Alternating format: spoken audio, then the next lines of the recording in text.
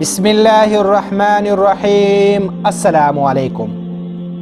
नाज़रीन किराम, साइंसी शोबों से वाबस्ता हज़रात दुनिया साइंस में तरक्की और जिद्दत से भरपूर चीज़ें मुतारिफ़ करवाने के लिए हर दौर में सरगर्दा रहे हैं, और इस ज़िम्मन में साइंसदानों ने कई ऐसी इजादात की है जो दुनिया बदलने की सलाहियत तो रखती थी, लेकिन किस्मत के मारे ये हज़रात अपनी ही इन इजादात को मंजर-ए-आम पर लाने से पहले ही इस दुनिया फ़ानी से कूच कर गए, और बदकिस्मती से वो खुफिया कोड और फार्मूले जो दुनिया को बदलने की सलाहियत रखते थे वो पुरसरात तरीक़ों से गायब हो गए। जैसा कि दोस्तों, मोबाइल फ़ोन ख़रीदते वक्त एक चीज़ ज़रूर जहन में रखी जाती है कि इसकी इंटरनल और एक्सटर्नल मेमोरी कितनी है। मेमोरी चाहे कितनी भी मिल जाए लेकिन आखिर में कम पड़ ही जाती है। लेकिन दोस्तों, ज़रा सोचें, अगर आपके पास 2 GB मेमोरी वाला फ़ोन हो और आपका फ़ोन सिर्फ 2 GB वाला मेमोरी कार्ड सपोर्ट करता हो, फिर भी आप 128 GB वाले फ़ोन से भी ज़्यादा डेटा महफूज कर जाए तो कैसा लगेगा। जेन स्लूट ने भी कुछ ऐसा ही इजाद किया था। जेन स्लूट एक इलेक्ट्रॉनिक टेक्नीशियन थे और उन्होंने एक ऐसी डेटा कम्बिनेशन टेक्नोलॉजी बनाई थी जिसमें एक पूरी 2 GB फिल्म सिर्फ 8 KB में कंप्रेस्ड की जाती थी, और उन्होंने इस टेक्निक को स्लूट डिजिटल कोडिंग का नाम दिया।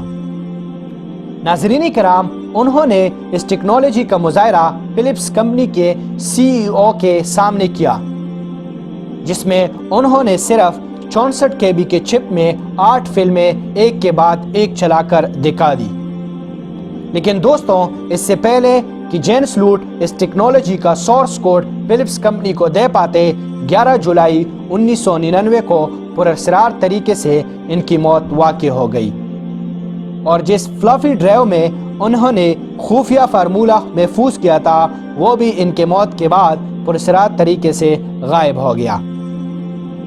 कई माह ढूंढने के बाद भी वो फ्लॉपी ड्राइव कहीं ना मिल सकी। नंबर 2, डेथ रे। नाज़रीन किराम, निकोला टेस्ला अपने ज़माने के अजीम तरीन साइंसदानों में से एक थे।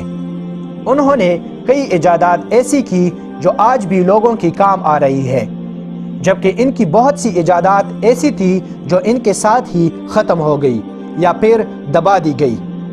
दोस्तों, कहा जाता है कि निकोला टेस्ला ने 1930 में पार्टिकल बीन नामी एक वेपन इजाद किया था, जो कि इतना ताकतवर था कि बड़े बड़े जहाज़ों को भी मीलों दूर से ही मार गिराने की सलाहियत रखता था। जबकि इसके बारे में निकोला टेस्ला का दावा था कि वो जिस मुल्क के पास भी होगा वो जंग कभी भी नहीं हारेगा। लेकिन नाज़रीन किराम, तारीखी शवाहिद के मुताबिक डेथ रे नामी इस हथियार को निकोला टेस्ला कभी भी पूरा ना कर पाए, क्योंकि इस वेपन को पाए तकमील तक पहुंचाने के लिए जो फंड दरकार थे वो निकोला टेस्ला को कभी नहीं मिल पाए। इसकी वजह यह थी उस वक्त लोगों का ये ख्याल था इस तरह का हथियार बनाना मुमकिन ही नहीं, इसलिए कोई भी कंपनी और कोई भी मुल्क इस प्रोजेक्ट पर पैसा लगाने के लिए तैयार ना हुआ, और ये इजाद टेस्ला के मौत के साथ ही ख़त्म हो गई। 3, क्लाउडबस्टर। नाज़रीन किराम, क्लाउडबस्टर एक ऐसा आला था जो बारिश पैदा कर सकता था। इसकी इजाद विलियम रिच ने की और 1953 में इसकी पहली बार इस्तेमाल किया गया। 6 जुलाई 1953 को विलियम ने सुबह को 6 बजे क्लाउडबस्टर का इस्तेमाल किया था और शाम तक बारिश शुरू हो गई। लेकिन 1953 के बाद इसको दोबारा कभी नहीं इस्तेमाल किया गया, क्योंकि उस वक्त इन इजादात और क्लाउडबस्टर को इल्लीगल करार दिया गया, और बाद में विलियम को गिरफ्तार किया गया और जेल में ही मौत वाक़ई हो गई।